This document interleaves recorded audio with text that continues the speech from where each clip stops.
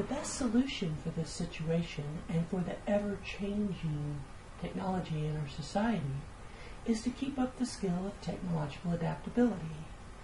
Technological adaptability is the ability to learn and comprehend new technology without fear and with confidence.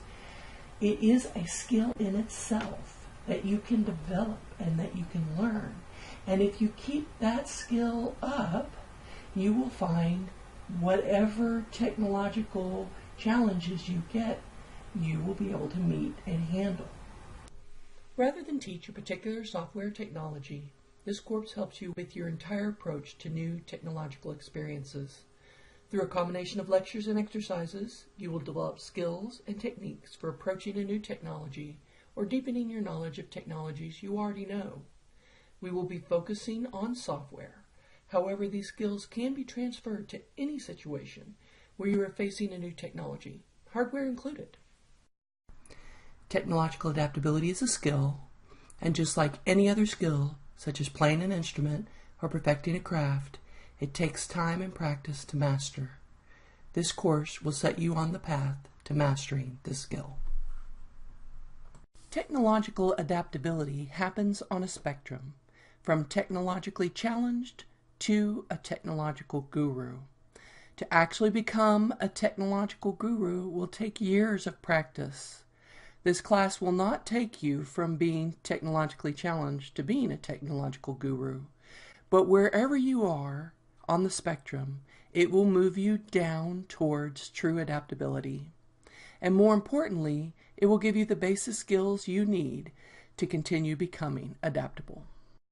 Technological adaptability is both a skill and an attitude. For the skill part, this course will start you on learning that skill and give you the basics to teach yourself even more. But to truly become adaptable will require months and possibly even years of practice. To stay adaptable requires lifelong practice. However, you can adopt an attitude of adaptability today. An adaptable attitude is made up of many elements. First off is the can-do approach. My friend Jennifer says your brain doesn't want you to be a liar. After teaching for over a decade, I believe this wholeheartedly. I've watched many students tell themselves they cannot do something, then subconsciously sabotage themselves. Our subconscious believes what we tell it, so tell it positive things. Watch for how you talk to yourself about your technical skills. Beware of thoughts like, I'll never be technical, I just don't think this way, or I can't do this.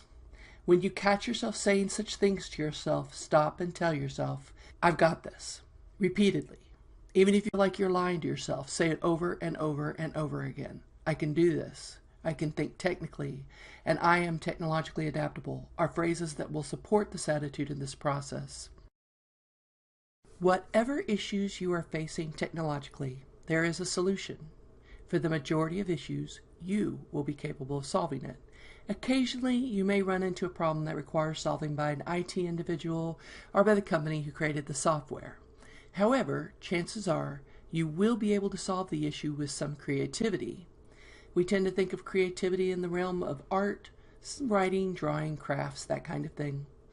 Creative thinking can help tremendously when dealing with technological issues as well. We pull on our creativity by trying to think outside the box, thinking unconventionally, getting inventive, that kind of thing. One of the primary actions that helped me become adaptable was using my free time to play with and explore technology. I would open new programs and try to do something with them. I would take programs I knew and look at tools or menus, items I seldom used. It can be hard to cultivate the play and explore attitude when you have time constraints, which seems to be life for most of us these days. However, it can be worth putting the time aside to play and explore in order to build your career. For people who are struggling with technology, the primary issue is fear. This fear might be quite subtle. It might be hard to recognize this fear. However, chances are fear is the problem if you really struggle with technology. Fear comes in many forms. It may look like being scared you will mess up the computer. It may look like a fear of looking stupid. It may be the fear of just not being skilled. It may be the imposter syndrome. that belief that you are just not capable or worthy. It may be much more subtle and hidden. However, fear is often at the center of our issues. The solution for fear is courage. Remember that courage does not mean you are not afraid. Courage can mean that you are afraid and do it anyway.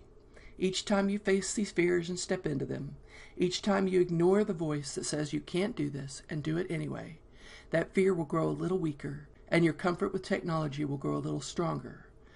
By the end of the semester, many of my students are past the fear and truly believe they can be adaptable when needed. So as you can see, taking on the attitude can be done today. It will help you build the skill if you continue to practice this attitude. Like any skill, technological adaptability needs to be built and then maintained.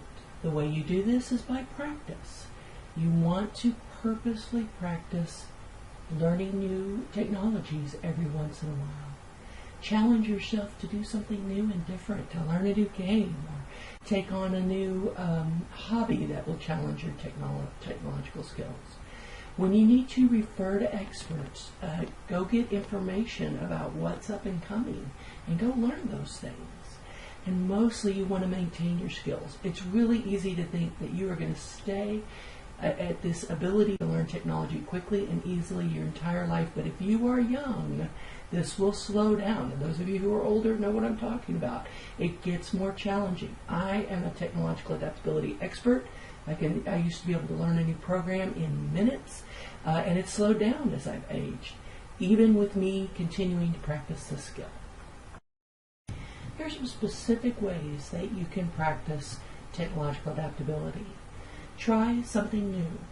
Get on a new program, again, a new hobby or a new game or something. A great way to practice the skill is to go make gifts for friends. Go create a calendar or, a PowerPoint for your grandmother or something that will challenge your skills in a way you haven't done before. A lot of games out there will challenge your skills. Will make you think in a new way technologically, and so you may want to try a new game. Also, you might consider doing some volunteer work. Help someone out. Maybe you take on a brochure for a charity that you care about. Or you set up a website for them or something like that. So you want to keep practicing the skill. It's very important to keep practicing technological adaptability because you will lose it if you do not. And in our world, you can't afford to lose this skill. You simply can't afford to lose it. It is far too important in this technology-run world. If you could learn technological adaptability on your own, why take this course? First off, it took me years to learn how to be technologically adaptable on my own. Taking this course is a much more streamlined process. The primary goal of this course is to help the student develop skills for approaching a new technology or software package while removing the fear of tackling new technologies. After this course, some people will easily adapt to new technology. Some people may still struggle a bit. Everyone will find it at least somewhat easier to adapt to new technological situations. This course will not make you an expert in technology. However, you will expand your technology skills no matter your starting level. Additionally, this course will teach you the sub-skills that are necessary when adapting to new technologies. Finally, this course will provide evidence that you are technologically adaptable, evidence you can show future employers. This evidence will take the form of a digital portfolio. You will be able to claim at least a beginner's level experience with the software we will be exploring. Such experience looks good on any resume. I have taught this class for 5 years. This process works. I encourage you to speak with alumni who've taken the course or read the survey data to see how the course helps, especially in finding a job. Please note, this course will not replace in-depth study of a software or technology. The only way to acquire such knowledge, beyond using the software daily for a long time, is to take a course or read a book with an expert who knows the software inside and out. Something you might want to do if you are targeting a job requiring a specific software. If you have the time, You may want to watch some Linda videos on the software we will be using. Learning on our own always leaves holes in our knowledge, and we often do not know the easiest ways to do things. However, this course will help you learn more quickly and easily when you take other courses. It will help you when you do not have time to learn from the experts. It will help you with troubleshooting and problem solving that are not in the help files or the training programs. It will help you in your entire approach to technology.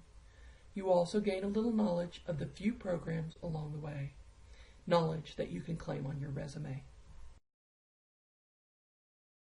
With a bit of work, you too will have more skills in learning technology.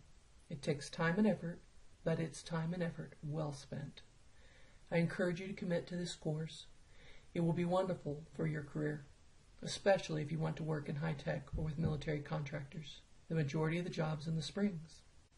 In fact, this course will benefit you throughout your entire career, though it will help you the most when trying to find a job.